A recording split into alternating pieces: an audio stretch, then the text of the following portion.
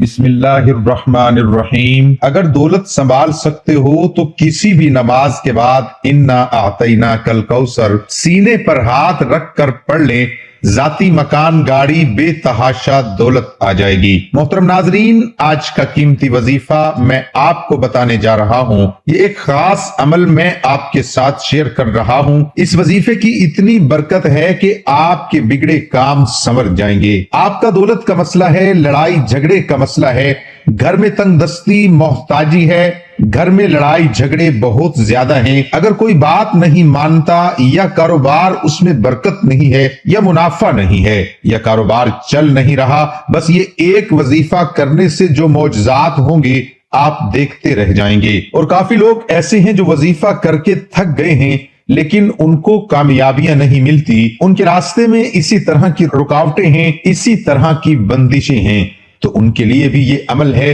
وہ بھی اس وظیفے کو کر لیں تو انشاءاللہ اللہ پاک ایسا معجزہ فرمائیں گے، اللہ پاک ایسا کرم فرمائیں گے کہ تمام مشکلات، تمام پریشانیاں ختم ہو جائیں گی۔ آج کے دن یہ خاص وظیفہ کیجئے، اس سورت کو پڑھنے والا آج تک کبھی کسی حاجت سے محروم نہیں رہا۔ اس آیت کو پڑھنے والے کو مانگنا نہیں پڑتا اور اسے مل جاتا ہے۔ میرے بھائیوں، نبی کریم صلی اللہ علیہ وآلہ وسلم نے فرمایا، اے عبداللہ بن قیس، کیا میں تمہیں جنت کے خزانوں میں سے ایک خزانے کے متعلق نہ بتاؤں؟ میں نے عرض کیا، یا رسول اللہ صلی اللہ علیہ وآلہ وسلم، کیوں نہیں، ضرور بتائیے۔ تو آپ صلی اللہ علیہ وآلہ وسلم نے فرمایا، تم کہو لا حول ولا قوت الا باللہ، نہ گناہ سے بچنے کی ہمت ہے، نہ نیکی کرنے کی طاقت مگر اللہ کی توفیق صحیح ہے۔ بخاری اور مسلم نے اس کو روایت کیا ہے۔ تو میرے بھائیوں، آج کا یہ جو وظیفہ ہے، اس کو کتنی تعداد میں پڑھنا ہے، کس وقت پڑھنا ہے، اور اس وظیفہ پڑھنے سے کیا کیا فوائد آپ کو ملیں گے، آج کی اس خاص ویڈیو میں ہم آپ کو اس کے متعلق سب کچھ بتائیں گے۔ حدیث پاک صلی اللہ علیہ وسلم کا ارشاد ہے، اے لوگو، اتنی عبادت کرو جو قابل برداشت ہو، کیونکہ اللہ ثواب دینے سے نہیں رک سکتا یہاں تک کہ تم خوف عبادت کرنے سے اکتا جاؤ گے۔ اب آپ نے اس سورت کو کیسے پڑھنا ہے، کس ترتیب سے پڑھنا ہے، یہ اب طریقہ کار جان لیجئے۔ جب تک آپ کو طریقہ کار نہیں پتا ہوگا پھر عمل اثر نہیں کرتے، کچھ خاص احتیاط ہوتی ہیں، تو اب اس کا طریقہ کار جان لیجئے۔ احتیاط میں سب سے پہلے یہ ہے کہ کس وقت آپ نے اس عمل کو کب کرنا ہے۔ دیکھیے، آپ فجر، ظہر، عصر، مغرب، عشاء، تہجد کسی بھی نماز کے بعد کر سکتے ہو، اس میں کوئی پابندی نہیں۔ جب بھی آپ کو وقت ملتا ہے آپ اس وظیفے کو کر سکتے ہو، اس میں کوئی پابندی نہیں ہے۔ کوئی بھی مرد کر سکتا ہے، کوئی بھی عورت کر سکتی ہے۔ اکثر کچھ مردوں کو بھی مشکلات کا سامنا ہوتا ہے، کیونکہ مرد بیچارے اپنی بیوی بچوں کے لیے، اپنا گھر پالنے کے لیے باہر محنت مشقت کرتے ہیں۔ اسی طرح کچھ عورتوں کو بھی بہت سے مسائل ہوتے ہیں، وہ بھی اس عمل کو کر سکتی ہیں، اور لازمی کریں تاکہ آپ کی زندگی میں آسانیاں آئیں۔ دولت، پریشانی، جو بھی آپ کا مسئلہ ہے، بس آپ نیت رکھ کر یہ پڑھو گے، یہ عمل کرو گے تو آپ کے مسائل حل ہو جائیں گے انشاءاللہ۔ اس وظیفے کی برکت سے اللہ پاک کی خصوصی رحمت ہوگی۔ عورتیں اس کو خاص ایام میں بھی کر سکتی ہیں، اس میں بھی کوئی پابندی نہیں ہے۔ اگر پہلے آپ کوئی عمل کرتے ہیں، کوئی وظیفہ کرتے ہیں، کوئی تسبیح کرتے ہیں، اس کے فوراً بعد بھی اس عمل کو کیا جا سکتا ہے، اس میں بھی کوئی پابندی نہیں ہے۔ وقت کو مد نظر رکھ کے وظیفے کی طرف چلتے ہیں۔ اعوذ باللہ من الشیطان الرجیم، بسم اللہ الرحمن الرحیم۔ یہ وظیفے کا حصہ ہے، آپ نے لازمی پڑھنا ہے۔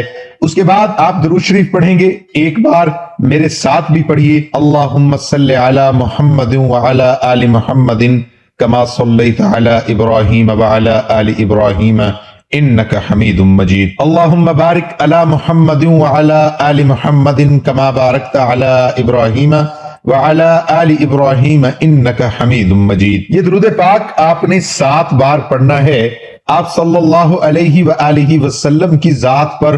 اور اگر کسی میرے بہن بھائی کو یہ درود پاک نہیں آتا، کوئی سا بھی پڑھ سکتا ہے جو اس کو آتا ہے، اور اگر کوئی بھی نہیں آتا تو وہ اتنا کہہ سکتا ہے، صلی اللہ علیہ وآلہ وسلم اس کے بعد آپ نے یہ سورت انا اعطیناک الکوثر پڑھنی ہے۔ قرآن پاک کی سورت کوثر کے نام سے بھی ہم جانتے ہیں۔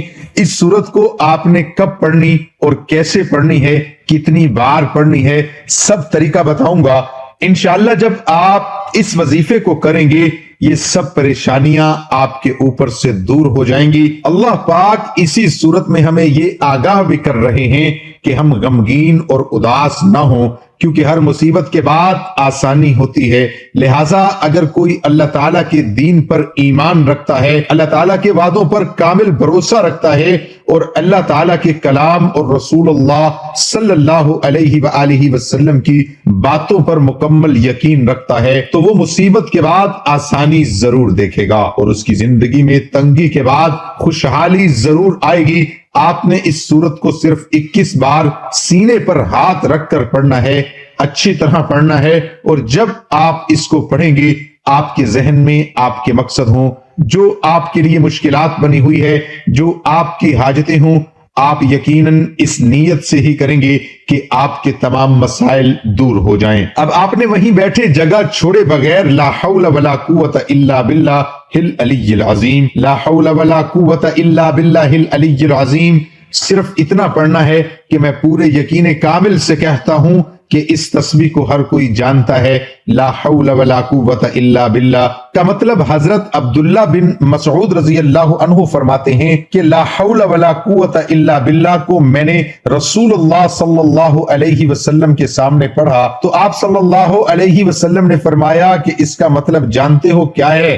میں نے عرض کیا اللہ اور اس کے رسول صلی اللہ علیہ وآلہ وسلم خوب جانتے ہیں۔ آپ صلی اللہ علیہ وسلم نے خود ہی ارشاد فرمایا اس کا مطلب یہ ہے گناہ سے بھرنے کی طاقت نہیں مگر اللہ کی حفاظت سے، اور اللہ کی عبادت کرنے کی قوت نہیں مگر اللہ کی مدد سے، اور فرمایا جو بندہ ہر وقت استغفار کرتا رہتا ہے اللہ اس کی ہر مشکل آسان کر دیتا ہے اور ہر غم دور کر دیتا ہے اور ایسی جگہ سے روزی دیتا ہے کہ جہاں سے اس کا گمان بھی نہیں ہوتا۔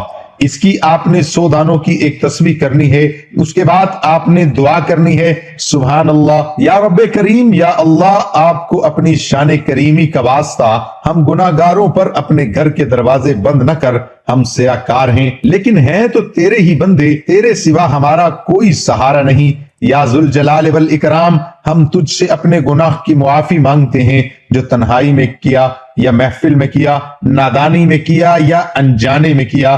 اللہ اپنی شان کریمی کے صدقے، اپنے کعبہ کی عظمت کے صدقے معاف کر دے۔